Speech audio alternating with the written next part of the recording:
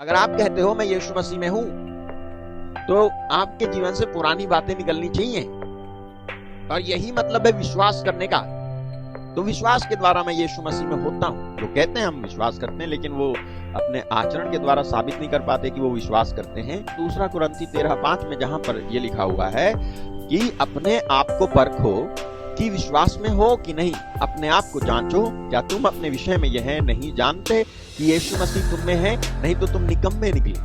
क्योंकि विश्वास में होना मतलब यीशु मसीह में होना। कौन से विश्वास में हो कि नहीं? अपने आप को जांचो, क्या तुम अपने विषय में यह नहीं जानते कि यीशु मसीह तुम में है या नहीं। यदि आप यीशु मसीह में हैं तो आप प्रतिदिन उसका अनुभव करेंगे, और ये अनुभव बढ़ते बढ़ते इतना बढ़ेगा कि भले ही रोटी ना हो, लेकिन आप इस अनुभव पर जिंदा रहोगे। यदि आप यीशु मसीह में हैं तो आप प्रतिदिन उसका अनुभव करेंगे। ये मतलब है इस आयत का।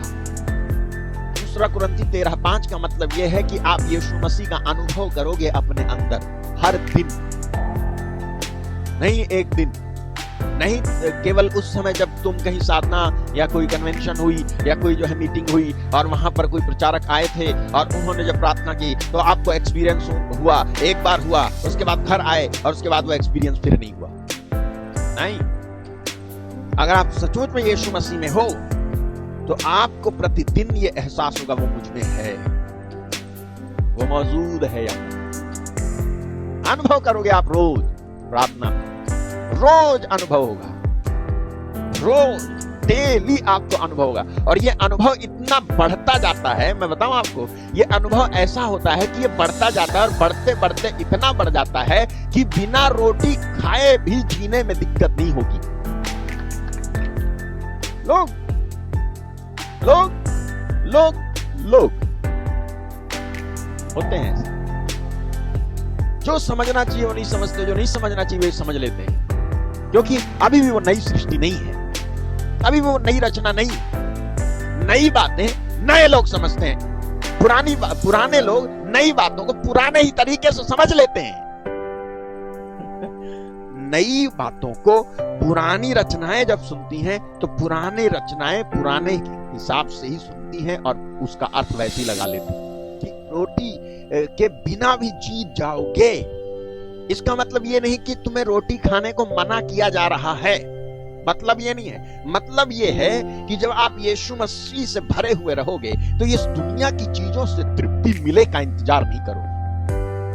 जब आप यीशु मसीह से आपका मन भरा हुआ रहेगा ना, जब आप यीशु मसीह को अपने अंदर फील करोगे तो आप जो है ये अर्ज जो है फील नहीं करोगे कि मुझे शराब पीनी है। जिसके अंदर यीशु मसीह की कमी है वही पीता है शराब, जिसके अंदर यीशु मसीह की कमी है वही जो है दुनिया की गंदी संदी चीजों में जाके फंस जाता है। जिसके अंदर यीशु मसीह की कमी है वही कहता है कि मुझे कोई प्यार नहीं करता। जिसके अंदर यीशु मसीह की कमी है उसी को लगता है कि मैं कमजोर हूं। जिसके अंदर यीशु मसीह की कमी है उसी को लगता है कि वो बीमार है। जिसके अंदर यीशु मसीह की कमी है उसी को लगता है कि वो जी नहीं सकता। जिसके अंदर यीशु मसीह की कमी है उसी को लगता है कि मैं आत्महत्या कर लूंगा, जीवन खत्म कर लूंगा। उसी को लगता है मैं हार गया हूं, उसी को लगता है मैं चल नहीं सकता। लेकिन जिसके अंदर यीशु मसीह रोज उसको अनुभव होता है ना, यीशु मसीह रोज उनको लगता है यीशु मसीह मेरे अंदर है, तब वो जो है अपने मुंह से बोलता है कौन मुझे मसीह के प्रेम से अलग कर सकता है, कौन मुझे। और वो कहता है जो मुझ में है वो उससे महान है जो संसार में है, जो मुझ में है वो उससे महान है जो संसार में है। वो कहता है प्रभु मेरा चरवाहा है, मुझे किसी बात की कमी नहीं है। प्रभु